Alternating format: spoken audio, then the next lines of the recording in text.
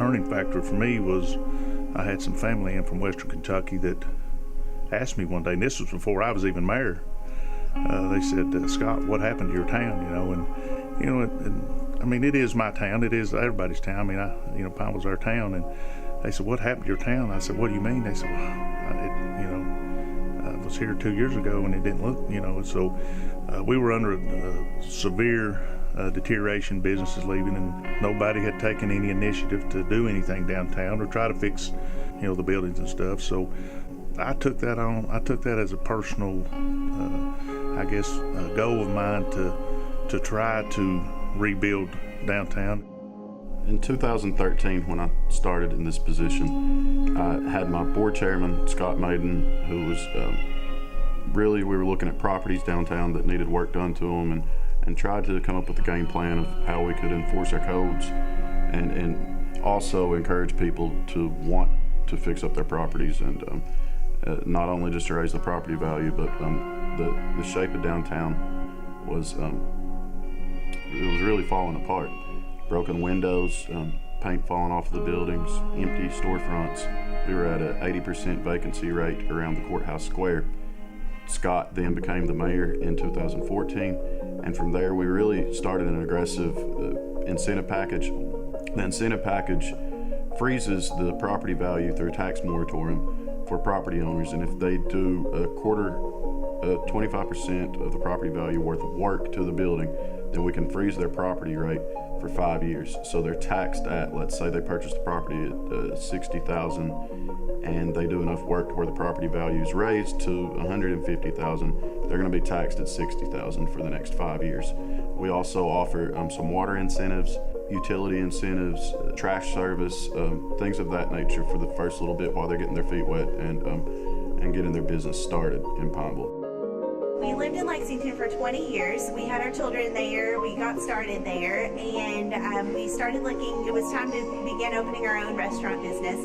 We started looking about where this would go, and we looked in Lexington because that was our home and our surrounding counties, and we kind of came across Pineville, and it really kind of started standing out to us, and there were multiple reasons. We started talking to the city leaders, and we started talking to our building owner, and the incentives that we were offered to come to Pineville were really unbelievable. And for a first-time business owner, there are a lot of expenses, there's a lot of unknown, and a lot of scariness, for lack of a better word. And Pineville it seemed crazy, but it actually became the safer choice because of these incentives and the things that were offered to us. And our building owner as well, they were offered incentives, and they in turn passed those incentives off to us and offered us basically a completely new building for a great rate. And the more we explored it, the more we explored the town, the more it really went from scary to smart. And it became the smart choice for us as we went on. As Jacob and I were talking about how we could jumpstart this, get this thing going, we developed an incentive package. But I'd say one of the biggest things is our community bought in. We were constantly telling our story, where we wanted to be and where we wanted to go, and what we were going to do to get there. I came to work for the Arnott's as an embalmer and film director, and when we came to Pineville, they still had a Western Auto Store, Ferris Drug, Morgan Drug, the Fair Store, and of course the Flowco. At that time they were a drug store too. Mr. Mason Combs operated the Flowco, and pretty much the town square had businesses that were going.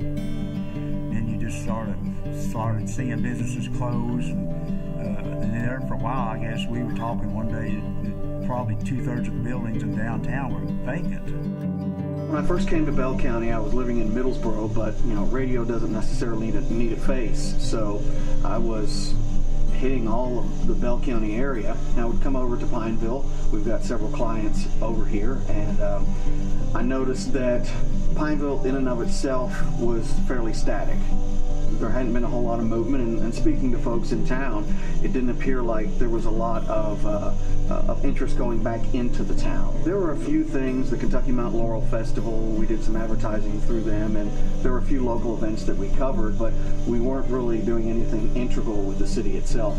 It seemed like there were little niches of people, little cliques, and they were all doing their own thing. There wasn't a whole lot of organization. Over the past decade or so, though, and especially within the last 3 to 5 years, it seems like people have bigger goals. And I really think that Pineville has been a trendsetter in some of the things, some of the risks that it's been taking, and some of the things that had never been tried in Pineville before. So in the process that we were, other property owners in town were taking their properties and doing a lot of work, we realized that there were some public spaces that needed some work too. So we got in touch with the community development agency here in Bell County, who at the time owned the Bell Theater, and we decided to take over their mortgage payments and to take over the Bell Theater. We invested over $300,000 in the Bell Theater with restaurant tax monies, and then through a few private arts grants that we were able to secure to use to book some different things at the Bell Theater. Along with Bell County Tourism, we worked to secure several nationally known artists for the fall and winter concert series that we started 2 years ago. And throughout that series, we've had 6 sellouts. We've had people that have traveled all the way from Tulsa, Oklahoma, from north of Indianapolis, and all over the Midwest and the South to come to Pineville to catch a good show, stay at Pine Mountain State Resort Park. All the restaurants downtown are full on nights that we have something going on at the theater. And it's a really cool scene downtown, and we hear time and time again people that come once say we'll be back, and they're actually coming back. It's a pretty cool thing to see. What we were blown away with was the level of grace that people showed us. This community took us on as one of their own, and we were strangers to this community, yet they embraced us, they embraced our family, and just continued to support us and continue to come back and come back. The support from the local government and Main Street, and especially Scott Maiden, is absolutely phenomenal. Scott has not once said no. He says, what can I do to help? How can I help you? How can I make it better? So the way I look at that is, having a sports background is a great team player, and in that sense, and also a leader of the community.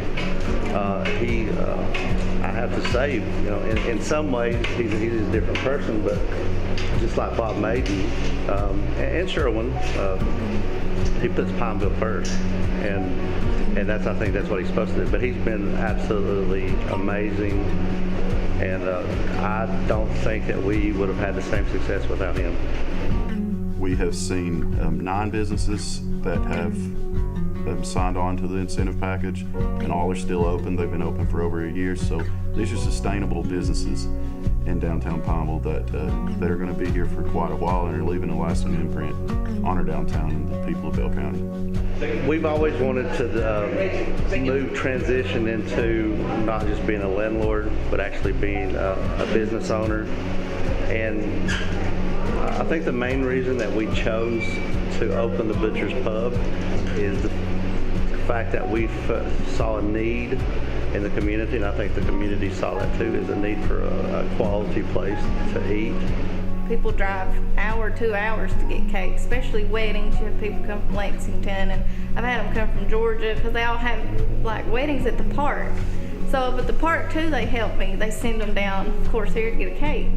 A lot of the girls from the hair salons send them down here to get something. I mean, you'd be amazed how many other businesses send people to you. And then I get asked that too, where should I go eat, or where should I go get some flowers? And I'll send them to other businesses in town. The one thing I've noticed, people in town want to see people in town succeed. We're better than we were 4 years ago, and I don't think Jacob and Main Street would be where it is today if we had not got Kitty involved, and to bring her in like we did early on. I didn't really know the significance of Main Street and what they could do for us, but I will say this, without her today, I'm not sure that we would be where we are, because she has guided us, she has mentored us, she has helped us, she's assisted us in getting grants. She has never hesitated to tell us when we had ugly flowers or if we had bad decorations. She don't care to tell us. She treats me and Jacob like her own. There are a lot of buildings that are still being worked on right now. Our new focus is going to be Kentucky Avenue, from Pine Street down to Cherry Street, and we're anxious to see some. I know the property owners there have several plans for those buildings, and we're anxious to see those come to fruition. We're going to start focusing on the second level of the courthouse square.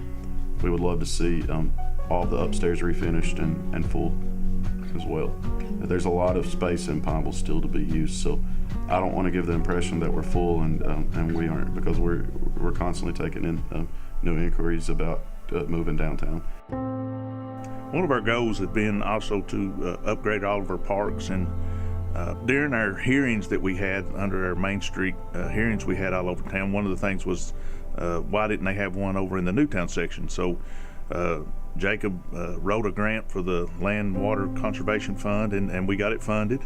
We plan to spend a little over $100,000. We'll have new tennis courts, new basketball courts. We're going to put in a walk trail around the park over there. We're going to build a shelter house. We'll have picnic tables. We'll have some things for the kids to ride, and some different things. We've talked about the streetscape project, which is the downtown project in the rest of Virginia Avenue, and we've added Pine Street to it. We're going to really spruce up our entrance into Pine Street with an arch, and we're going to have new sidewalks. We're trying to bury our overhead wiring, and new lighting, and additional parking. We've got some plans to create additional parking for downtown, and I know that's been an ongoing problem, and we recognize that problem, and the finished product will be absolutely gorgeous. We're driving 20 mile an hour over the speed limit, trying to get ahead of the Appalachia Wildlife Foundation project so we'll be ready for when the visitors come, and the finance companies, as you well know, do their own research, and their research is showing that there is a projected 840,000 cars a year going to be coming to town in year 5 that are going to be buying gas, going to be stopping at restaurants, going to be staying overnight, and hopefully that's the main thing we're trying to do is get them downtown. I just want to, when people talk about my dad, they talk about the flood and the flood wall, and there's not a conversation that ever comes up that my dad's name's not mentioned with the flood wall, as well as your Papa, Stud Roan, Steve K, a lot of those guys. But there was a group of men, and I hope when I leave they can say, well, Jake and Scott, we thought they were crazy when they started saying we were going to fix downtown, but I want them to be able to say, we have a respectable downtown, nice area now, and I guess that's what I'd like for people to say that I left it better than it was when I got here.